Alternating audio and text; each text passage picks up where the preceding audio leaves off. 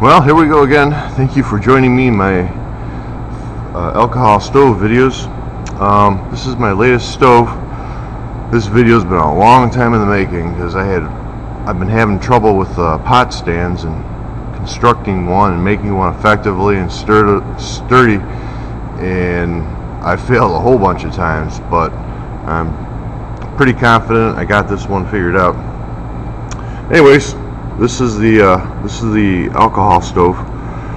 It's a pipe tobacco tin, and what I really like about this one is everything's contained within the tin itself. So, inside the lid, you've got a gasket up here, which of course was designed to keep the pipe tobacco fresh, but in our case it keeps the alcohol from spilling out and from evaporating. So that's just an added bonus. Here's the my pot stand. It's 3 aluminum rods that have been drilled and tapped for an M4 set screw, and the only reason I used metric was I have plenty of metric available at work, and my my threaded rivet gun was metric, so that's the only reason I used metric instead of standard. Inside the stove, I've also got 2 simmer rings. This one is a little less of a simmer ring. It puts out a lot more heat with these 4 holes in it, and so I don't know if I'd really call it a simmer ring, but it's definitely a lot less than the full output of the stove, because this stove really puts out a lot of heat. This is what I would consider the simmer ring. It just slips over these slots where the pot stand rods go, and the flame pretty much only comes out of the center. A little will come out the sides, but by the time I'm done boiling a pint of water, there's not that much alcohol left in the stove, and so pretty much this is all burned out here, and it's just coming out the center. This is a stove. This is I believe it's a 1/4 inch wick. I think I keep changing the diameter every time I make a video, but I believe it's 1/4 inch fiberglass wick. And I don't know if you can see this here, but down below I've got a false bottom, which allows me to put my threaded rivets in here. It's just a lid of another tin that I've got the threaded rivets in, and then I just turn it upside down, which works out because you need it upside down so the ends of the rivet don't make it wobbly, because that's where the legs are going to be for the pot stand, and also creates an air gap, which helps insulate it for the cold weather. Now I know I was going to use this outside, but I'm just so tired of being cold here in Michigan that I've bowed out, and I'm doing this video indoors. So let me show you what we got here. There's a hole right there. Well, threaded rivet. Throw the one leg in. Initially, after you wind the wick, it's a little difficult to find the threaded rivets, but after you've got the pot stand legs in there and you burn it or use the stove once, it kind of creates a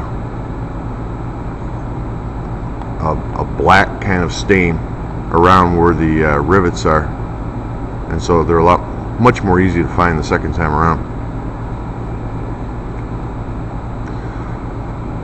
So there you go. There's my pot stand, and I'm pouring about an ounce of alcohol. Now, I don't have a measuring cup. I forgot to bring it this morning, but I've done this so many times, I'm pretty certain I'll be at least close to what an ounce would be, just eyeballing it. Anyways, this way I get a little more even spread, because I can spill it around. Here is my pot. I think I said before, maybe it was one of my other video attempts, I gave up on the Heineken pot with this stove it just wasn't as efficient. So I had this aluminum backpacking pot, and works out really nice. It holds 1 pint of water, nice tight fitting lid, and see, here's my water. That's 1 pint of pretty much ice cold water, just came out of the drinking fountain. So let me get this sucker fired up.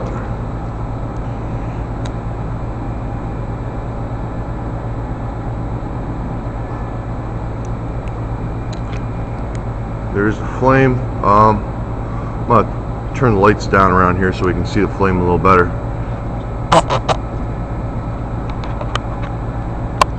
There we go. I just turned the lights down a little bit so you can see the flame a little better. You can see it's got quite a bit of heat output with this thing. Should have probably brought a windscreen in here, as the furnace is blowing the flame around. Well, I guess it kind of simulates like being outside. I didn't bring a stopwatch with me. I'm just looking at the clock.